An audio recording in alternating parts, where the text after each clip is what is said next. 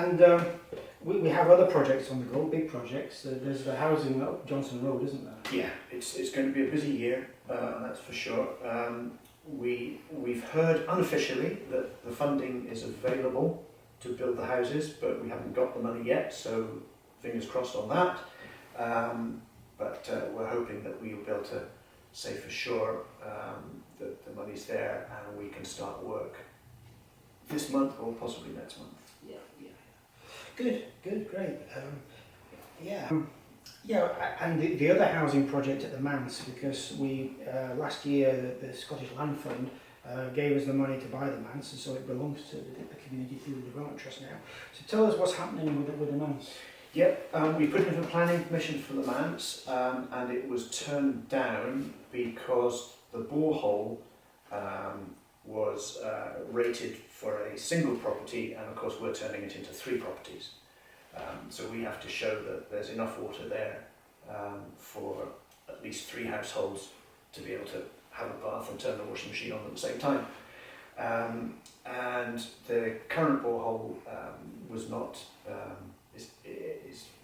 would not pass a quality test. So we've agreed, and the council told us we would have to get a new borehole. We've agreed that that's what we need to do. Yeah. We're going to drill a new borehole, and we will have to prove the quantity and the quality. And when we can do that, we get planning permission. And there's nothing else holding up planning permission? No, they were perfectly happy with it. And what we plan to do with that again? 3 units, 1 2-bedroom flat and 2 1-bedroom flats. The bedrooms are all double bedrooms, so they're a good size. Yeah, as you know, it's a big building. Yeah. And they'll each have their own bathroom, their own kitchen, their own sitting room. And ideally we would have 3 young families, young people, affordable houses for people starting off in life, and that's who we want to put in there. Yeah.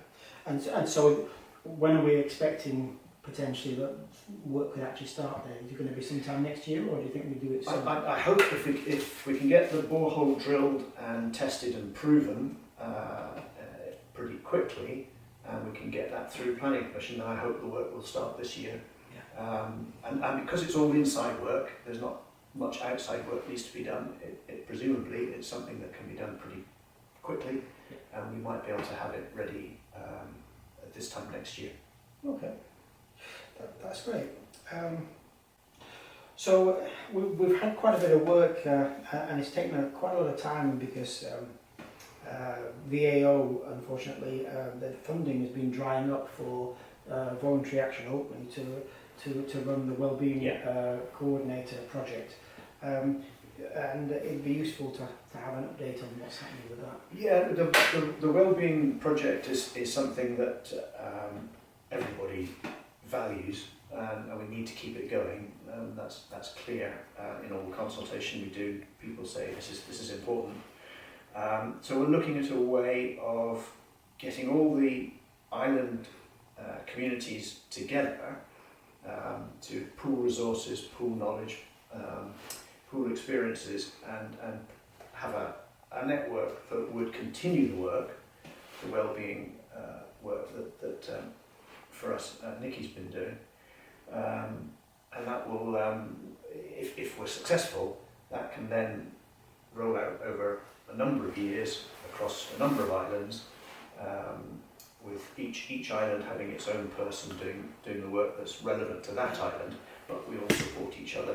And I think if we can get us all together in that way, then it puts pressure on some of the government organisations to actually chip in and help out and do a bit more for us. Yes. Yeah, and it does seem that the VAO, the funding seems to have dried up because they want to actually fund organisations like the Development Trust closer to the closer to the coalface, so to speak. Yeah. And VAO is an organisation to support organisations like us rather than do work for us. Yeah. Well, that's sounds like quite interesting work in progress, and we'll see where that goes. So the final thing I've got on the list here is what's happening with the waterfront project. Yeah, we finished off a round of consultation and business planning last year, and put that into an application to the Scottish Land Fund for what they call stage 2. So stage 1 is doing all the planning and the feasibility, and stage 2 is actually buying property. And we hope to be buying some land along the waterfront to the west of the pier for what's going to be a long-term development. And it'll probably be more like a programme of development rather than a single project. It'll be a bit here and a bit there. But ultimately, where we would like to get to is there is a marina, there are breakwaters, there's a safe harbour, there's shoreside development that could include a boatyard, some up-to-date sheds, maybe some more housing, maybe some car parking, all sorts. Okay. Well, I think that's all the news for now. Yep, thanks Peter.